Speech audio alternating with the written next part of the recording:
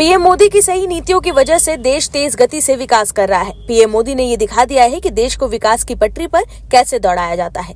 बीते 11 वर्षों में भारत दुनिया का सबसे बड़ा मोबाइल डेटा कंज्यूमर बना है। आज भारत दुनिया का दूसरा सबसे बड़ा मोबाइल मैन्युफैक्चरर है। आज दुनिया का तीसरा सबसे बड़ा स्टार्टअप इकोसिस्टम भारत का है। यहाँ तीसरी सबसे बड़ी एविएशन मार्केट है। मेट्रो के मामले में भारत दुनिया के टॉप 3 नेटवर्क में शामिल हो गया है। देश में महंगाई काबू में है। एग्रीकल्चर प्रोडक्शन में नए रिकॉर्ड्स बन रहे हैं। दुनिया में दुग्ध उत्पादन से लेकर जेनेरिक मेडिसिन में भी भारत नंबर 1 पर है। दुनिया में सबसे ज्यादा वैक्सीन आज भारत में बनने लगे हैं और यही वजह है कि भारत आज दुनिया का सबसे तेजी से आगे बढ़ने वाला देश बन गया है। वहीं मोदी सरकार के कार्यकाल में राष्ट्रीय सुरक्षा को सर्वोच्च प्राथमिकता दी गई है। रक्षा विनिर्माण के क्षेत्र में देश तेज गति से आगे बढ़ रहा है। ऑपरेशन सिंदूर के बाद तो भारत रक्षा मामलों में विश्व का सिरमौर बन गया है। भारत आज रूस, अमेरिका, फ्रांस सहित 100 से अधिक देशों को सैन्य हथियार और रक्षा उपकरण निर्यात कर रहा है। पीएम मोदी ने भारत की सैन्य शक्ति को सदैव न केवल प्रोत्साहित किया बल्कि रक्षा निर्यात को बढ़ाने पर बल भी दिया। पीएम मोदी ने कहा है कि देश के रक्षा बलों की सहायता करने और उन्हें मजबूत करने के लिए सरकार को जो भी करना होगा सरकार वो करेगी। पीएम मोदी ने व्यापार सौदे पर कहा है कि राजनीतिक स्थिरता, राजनीतिक पुनर्निर्माण क्षमता ने भारत में निवेशकों का भरोसा बहाल किया है। इस साल का बजट भारत के विकसित राष्ट्र बनने की चाहत को दर्शाता है। राहुल गांधी पूर्व सेना प्रमुख MM नरवणे की प्रकाशित किताब पर सरकार को घेर तो रहे थे, लेकिन किताब पर पोल खुली तो उन्होंने किताब पर बोलना बंद कर दिया। वहीं अब Rahul Gandhi US trade deal पर सरकार को घेरने की कोशिश कर रहे हैं। लेकिन अगर आप दर्शक ट्रेड डील पर पीएम मोदी के साथ हैं तो कमेंट में यस और पीएम मोदी जरूर लिखें, ताकि विपक्ष को साफ संदेश जाए कि देश के लोग पीएम मोदी के साथ हैं। इस खबर में आगे बताएंगे आपको सब कुछ डिटेल में कि कैसे राहुल गांधी की चिंता बढ़ गई है और कैसे कांग्रेस हो गई है एक्सपोज। तो बने रहिए हमारे साथ अंत तक और देखिए हमारी खास रिपोर्ट। दर्शकों, महाराष्ट्र में एक बयान को लेकर सियासी घमासान छिड़ गया है। महाराष्ट्र कांग्रेस के प्रदेश अध्यक्ष हर्षवर्धन सपकाल के खिलाफ पुणे में केस दर्ज किया गया है। आरोप है कि उन्होंने छत्रपति शिवाजी महाराज की तुलना टीपू सुल्तान से कर हिंदू समाज की भावनाओं को आहत किया है। बीजेपी नेता धीरज घाटे की शिकायत पर पुलिस ने विभिन्न धाराओं में मामला दर्ज कर जांच शुरू भी कर दी है। विवाद मालेगांव नगर निगम में टीपू सुल्तान की तस्वीर लगाए जाने से शुरू हुआ। विवाद की शुरुआत मालेगांव नगर निगम के उप महापौर कार्यालय में टीपू सुल्तान की तस्वीर लगाए जाने से हुई। इस पर शिवसेना और दूसरे संगठनों ने आपत्ति जताई। इस मुद्दे पर मीडिया से बातचीत के दौरान हर्षवर्धन सपकाल ने कहा कि जिस तरह छत्रपति शिवाजी महाराज ने स्वराज की स्थापना की और वीरता दिखाई, उसी तरह टीपू सुल्तान ने भी अंग्रेजों के खिलाफ संघर्ष किया। उन्होंने टीपू सुल्तान को भारत का सच्चा सपूत और बहादुर योद्धा बताते हुए उन्हें शिवाजी महाराज के समक्ष बता दिया।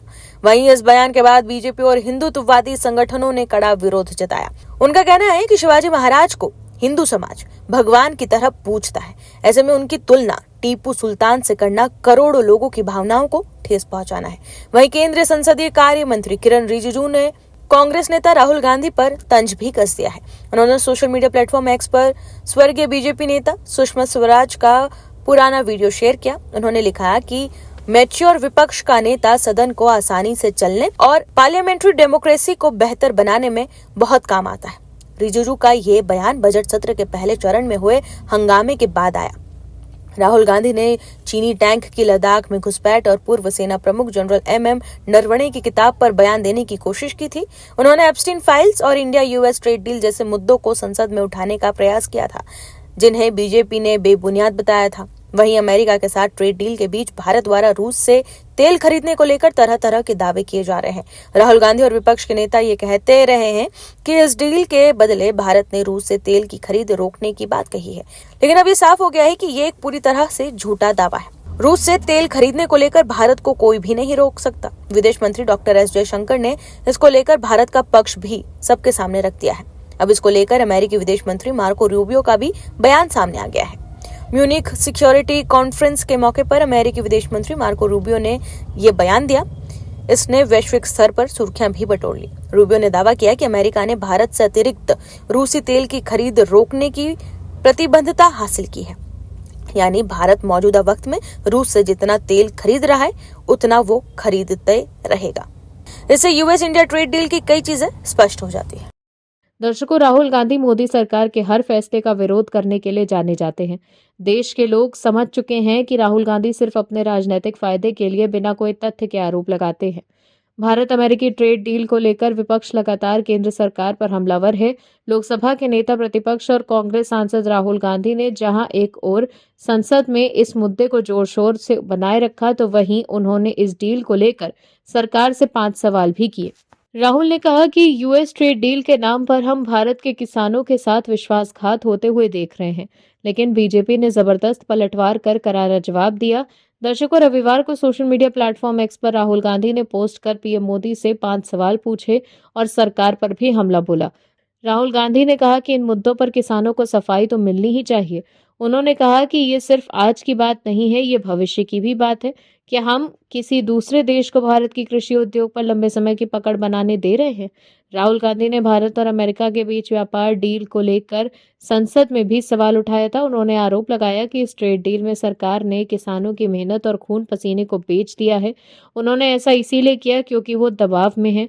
उन्होंने सरकार पर संसद में बोलने से रोकने का भी आरोप लगाया। राहुल गांधी ने सरकार पर आरोप लगाते हुए कहा था कि सरकार घबराई हुई है। जो ट्रेड डील 4 महीने से रुकी हुई थी, उसमें कुछ बदला नहीं और ट्रेड डील को साइन कर लिया गया। इसके पीछे क्या कारण हैं जिन्हें वो स्वयं और प्रधानमंत्री जानते हैं। राहुल गांधी ने कहा था कि केंद्र सरकार पर भयंकर प्रेशर है। उनकी इमेज का जो गुब्बारा है, जिसे हजारों करोड़ रुपए खर्च कर बनाया गया था, वो फूट सकता है। वहीं अब केंद्रीय गृह मंत्री अमित शाह ने जबरदस्त पलटवार किया। केंद्रीय गृह मंत्री अमित शाह ने कांग्रेस और उसके नेता राहुल गांधी पर अमेरिका, ब्रिटेन और यूरोपीय संघ के साथ भारत के व्यापार समझौतों को लेकर झूठ फैलाने और किसानों को गुमराह करने का आरोप लगाया। उन्होंने जोर देकर कहा कि सरकार ने देश के कृषि और दुग्ध क्षेत्र को पूरी तरह से सुरक्षित रखा है। उन्होंने विपक्षी दल के इस आरोप को हास्यास्पद बताया कि व्यापार समझौते भारतीय किसानों को नुकसान पहुंचाएंगे। शाह ने कहा कि जब कांग्रेस के शहजादे राहुल गांधी संसद में खड़े होकर किसानों की सुरक्षा की बात करते हैं तो मुझे हंसी आती है। कांग्रेस का देश को गुमराह करने का एक लंबा इतिहास रहा है और अब वो व्यापार समझौतों को लेकर झूठ फैला रही है। शाह गांधीनगर में भारत की पहली केंद्रीय बैंक डिजिटल करेंसी आधारित सार्वजनिक वितरण प्रणाली शुरू करने के बाद एक सभा को संबोधित कर रहे थे।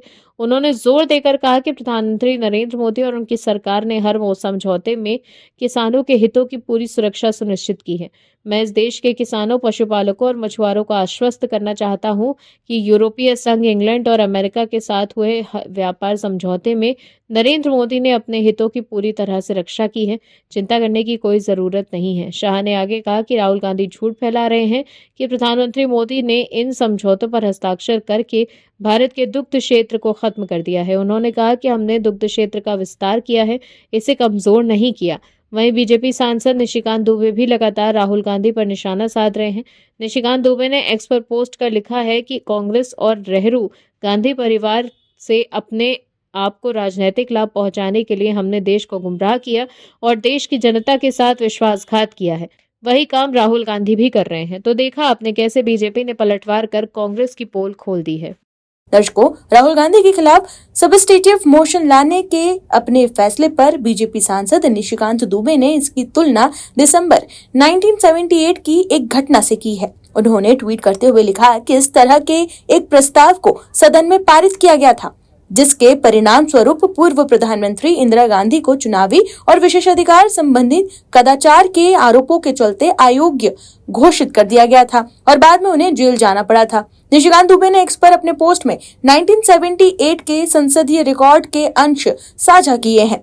तस्वीरों के कैप्शन में उन्होंने लिखा है कि दिसंबर 1978 में इसी तरह के एक प्रस्ताव के आधार पर राहुल गांधी जी की दादी पूर्व प्रधानमंत्री इंदिरा गांधी जी की सदस्यता गई थी और सीधे जेल भी गई थी। 1978 का ये मामला 22 नवंबर 1978 को लोकसभा में पेश किए गए एक महत्वपूर्ण प्रस्ताव से जुड़ा था। यह प्रस्ताव विशेषाधिकार समिति की उस रिपोर्ट के बाद लाया गया था जिसमें इंदिरा गांधी को विशेषाधिकार हनन और सदन की अवमानना का दोषी पाया गया था। 1975 के आपातकाल के दौरान की गई कार्रवाई से आरोप जुड़े हुए थे।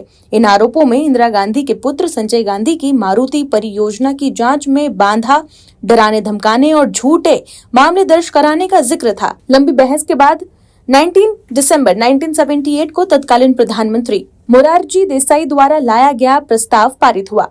इसके परिणाम स्वरूप इंदिरा गांधी को लोकसभा से निष्कासित कर दिया गया था और उन्हें संसदीय सत्र की शेष अवधि के लिए तिहाड़ जेल भेज दिया गया था। हाल ही में बीजेपी सांसद निशिकांत दुबे ने कहा था कि उन्होंने कांग्रेस नेता राहुल गांधी के खिलाफ सबस्टेटिव मोशन लाने के लिए एक नोटिस दिया है। उन्होंने लोकसभा में नेता प्रतिपक्ष की सदन की सदस्यता रद्द करने और उन्हें आजीवन चुनाव लड़ने से प्रतिबंधित करने की मांग की है। वहीं अब ट्रेड डील पर राहुल गांधी ने एक्स पर पोस्ट कर सरकार पर हमला बोला है, लेकिन निशिकांत दुबे ने एक्स पर राहुल गांधी को जवाब देते हुए लिखा कि कपास की खेती, टेक्सटाइल्स के लिए कितनी जरूरत, कितना उत्पादन, कपड़ा मिलने की स्थिति तथा राहुल गांधी जी का नक्सलवादी आंदोलन सोरस के साथ कितना बड़ा झूठ आपको किसी भी फोरम पर डिबेट के लिए चैलेंज है। दरअसल एक्स पर अपने पोस्ट में राहुल गांधी ने लिखा था कि 18% टैरिफ बनाम 0%। आइए समझाता हूं कैसे झूठ बोलने में माहिर प्रधानमंत्री और उनकी कैबिनेट इस पर भ्रम फैला रहे हैं और किस तरह से वो भारत अमेरिका व्यापार समझौते से देश के कपास किसानों और टेक्सटाइल एक्सपोर्टरों को धोखा दे रहे हैं। इसके अलावा राहुल ने लिखा था कि भारत में टेक्सटाइल उद्योग और कपास की खेती आजीविका की रीढ़ है। करोड़ों लोगों की रोजी रोटी इन्हीं पर टिकी है। इन क्षेत्रों पर चोट का मतलब है लाखों परिवारों को बेरोजगारी और आर्थिक संकट की खाई में धकेल देना। राहुल के इसी पोस्ट के जवाब में एक्स पर कुछ दस्तावेज शेयर कर निशिकांत दुबे ने पलटवार किया है। इसके अलावा मीडिया से बात करते हुए निशिकांत दुबे ने यह भी कहा है कि कपास किसानों को बचाने के लिए पिछले 8 सालों से पीएम मोदी ने 11% इंपोर्ट ड्यूटी लगाई हुई है। किसानों को बचाने के बाद टेक्सटाइल सेक्टर को कैसे आजाद किया जाए और उसे कॉम्पिटिटिव कैसे बनाया जाए, क्योंकि हम वियतनाम से मुकाबला कर रहे हैं, इसके लिए इंसेंटिव दिया जा रहा है। इंडिया यूएस ट्रेड डील में भी हमारे एक्सपोर्टर जो छोटे लेवल की इंडस्ट्री चलाते हैं और सबसे ज्यादा एक्सपोर्ट करते हैं, उन पर 0% टैरिफ लगेगा। दशकों हर राज्य में कांग्रेस अपनी कलह से जूझ रही है। अब राजस्थान में आगामी पंचायत चुनाव की आहट के साथ ही राजनीतिक पाला बदलने का दौर शुरू हो चुका है। शनिवार को उदयपुर के सायरा क्षेत्र में उस समय कांग्रेस को बड़ा झटका लग गया जब क्षेत्र के प्रभावशाली नेता और निवर्तमान प्रधान सवाराम गमेती ने बीजेपी की सदस्यता ग्रहण कर ली। गोगुंदा विधायक प्रताप गमेती और देहांत जिला अध्यक्ष पुष्कर तेली की मौजूदगी में हुए इस सदस्यता समारोह ने मेवाड़ की राजनीतिक गलियारों में हलचल तेज कर दी है। ये दल बदल केवल एक औपचारिक कार्यक्रम नहीं था, बल्कि एक बड़ा शक्ति प्रदर्शन जैसा भी था। सायरा के राजकीय महाविद्यालय के भूमि पूजन समारोह के दौरान सवाराम गमेती ने अपने सैकड़ों कांग्रेस कार्यकर्ताओं, वर्तमान और पूर्व सरपंचों के साथ भाजपा खेमे में वो शामिल हो गए। इस दौरान गोगुंदा विधानसभा के भाजपा कार्यकर्ताओं में खुशी की लहर दौड़ गई और जमकर नारेबाजी हुई, क्योंकि इस दौरान कांग्रेस के 100 से ज्यादा कार्यकर्ताओं ने बीजेपी की सदस्यता ग्रहण की। विधायक प्रताप लाल गमेती और बीजेपी देहांत जिला अध्यक्ष पुष्कर तेली की मौजूदगी में इन सभी का मेवाड़ी साफा और माला पहनकर भव्य स्वागत किया गया। वहीं इस दल बदल पर कांग्रेस खेमे ने भी तीखी प्रतिक्रिया दी है। ब्लॉक कांग्रेस कमेटी ए के अध्यक्ष राम सिंह चदाना ने एक बयान में कहा कि कांग्रेस पार्टी ने सवाराम गमेती को एक वोट से कड़े संघर्ष में प्रधान बनाया था, लेकिन सवाराम ने अपने कार्यकाल में हर जगह कांग्रेस पार्टी को निजात दिखाने का प्रयास किया। यहां तक कि बीजेपी विधायक प्रताप लाल के साथ राजनीतिक बैठकों में आए दिन मंच पर साझा भी वो किया करते थे। वहीं दूसरी तरफ उत्तर प्रदेश में भी कांग्रेस को बड़ा झटका लगा है। कांग्रेस का हाथ छोड़ने वाले सीनियर नेता नसीमुद्दीन सिद्दीकी ने समाजवादी पार्टी का दामन थाम लिया है। नसीमुद्दीन सिद्दीकी अपने साथ कुछ पूर्व विधायक और नेताओं को भी सपा में ले गए हैं। सपा अध्यक्ष अखिलेश यादव ने नसीमुद्दीन सिद्दीकी को पार्टी की सदस्यता दिलाई। इससे पहले पार्टी के एक और बड़े मुस्लिम नेता शकील अहमद ने भी कांग्रेस पार्टी से इस्तीफा दे दिया था। वहीं कांग्रेस से इस्तीफा देने के बाद शकील अहमद ने राहुल गांधी पर भी निशाना साधा। पूर्व में कांग्रेस के वरिष्ठ नेता रहे शकील अहमद ने राहुल गांधी को डरपोक और असुरक्षित नेता तक करार देते हुए उन पर गंभीर आरोप लगा दिया था कि वो केवल उन युवा नेताओं को बढ़ावा दे रहे हैं जो पार्टी में उनका गुणगान करते हैं, यानी उनकी चापलूसी करते हैं। शकील अहमद पूर्व केंद्रीय मंत्री और पार्टी के महासचिव भी रह चुके हैं। शकील अहमद ने कहा था कि राहुल गांधी वरिष्ठ नेताओं की मौजूदगी में खुद को असहज महसूस करते हैं, खासकर जिनकी जनता पर अच्छी पकड़ है। इसलिए वो सिर्फ उन्हीं लोगों को बढ़ावा दे रहे हैं जिनका कोई आधार नहीं है। उन्होंने राहुल को तानाशाही और गैर लोकतांत्रिक बताते हुए ये भी कहा था कि वो कांग्रेस के वरिष्ठ सहयोगियों की बात नहीं सुनते और ऐसा सोचते हैं कि पार्टी अपनी राष्ट्रीय मौजूदगी के कारण दूसरे स्थान से नीचे नहीं जा सकती। वहीं कांग्रेस के एक और बड़े मुस्लिम नेता राशिद अल्वी ने कहा था कि पार्टी के भीतर टॉप लीडरशिप तक पहुंच सीमित है और संवाद का प्रभावी प्लेटफॉर्म नहीं है। ऐसे में जनता के मन में सवाल ये है कि क्या मुस्लिम नेता कांग्रेस से दूर होते जा रहे हैं? ऐसे में अब कांग्रेस के मुश्किल वोट बैंक में भी सेंध लगा तो पार्टी के लिए केंद्र की सत्ता में वापसी करना सपना ही रह जाएगा। Bureau report OMH news. आप दर्शकों से विनम्र निवेदन है कि चैनल को सब्सक्राइब जरूर करें